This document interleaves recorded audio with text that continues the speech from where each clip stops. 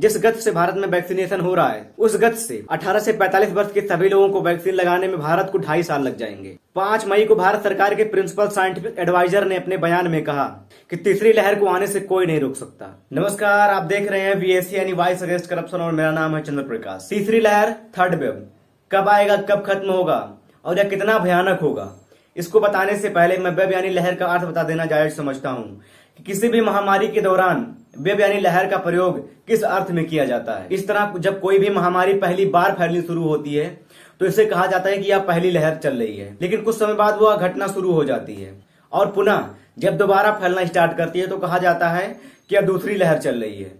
इस तरह पूरी दुनिया कोरोना की 2 लहरों की मार झेल चुकी है। पहली लहर के दौरान भारत में लगभग 1 करोड़ 10 लाख से ज्यादा लोग कोरोना पॉजिटिव पाए गए, जिसमें से सरकार के आंकड़े के अनुसार 1,48,738 लोगों की जान गई। लेकिन दूसरी लहर के दौरान अभी तक कुल 1 करोड़ 20 लाख लोग कोरोना संक्रमित हो चुके हैं। लेकिन वैज्ञानिकों का मानना है कि अभी दूसरी लहर समाप्त होने तक लगभग 30 लाख लोग और भी इसकी चपेटे में आ सकते हैं। भारत सरकार के department of science and technology द्वारा गठित सूत्र मॉडल के एक्सपर्ट पैनल ने दावा किया है कि कोरोना की दूसरी लहर जुलाई तक खत्म हो सकती है। एक्सपर्ट पैनल ने अनुमान जताया है कि जून में कोरोना केसेस घटकर 1.5 लाख रह जाएंगे और जुलाई तक 20 लाख केसेस प्रतिदिन रहने की संभावना है। थर्ड वेव पर अपनी राय देते हुए एक्सपर्ट पैनल ने कहा है कि वैक्सीनेशन की वजह से भारत के लोगों की इम्यूनिटी बढ़ जाएगी, जिससे तीसरी लहर का प्रभाव भारत के लोगों पर कम होगा। एक्सपर्ट पैनल का दावा है कि तीसरी लहर अक्टूबर के महीने से स्टार्ट हो सकती है और इसकी समय अवधि 6 से 8 महीने तक रह सकती है। दोस्तों, ये कितनी हैरान कर देने वाली बात है, जहां भारत सरकार के एक्सपर्ट पैनल ने दावा किया है कि वैक्सीनेशन के कारण लोगों की इम्यूनिटी बढ़ जाएगी और तीसरी लहर का प्रभाव उन पर कम होगा।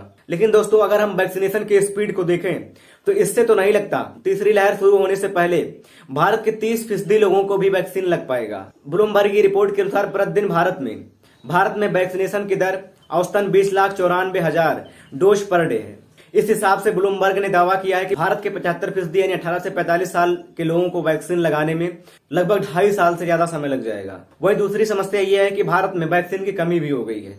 IIT हैदराबाद के प्रोफेसर डॉक्टर विद्यासागर ने दावा किया है कि भारत सरकार के एक्सपर्ट पैनल के दावे गलत भी हो सकते हैं, क्योंकि दूसरी लहर स्टार्ट होने से पहले भी एक्सपर्ट पैनल ने दावा किया था कि दूसरी लहर में अधिक से अधिक 1.5 लाख केसेस प्रतिदिन आने की संभावना है। लेकिन दोस्तों, स्थितियां दावे से कई गुना ज्यादा भयावह आ रही है।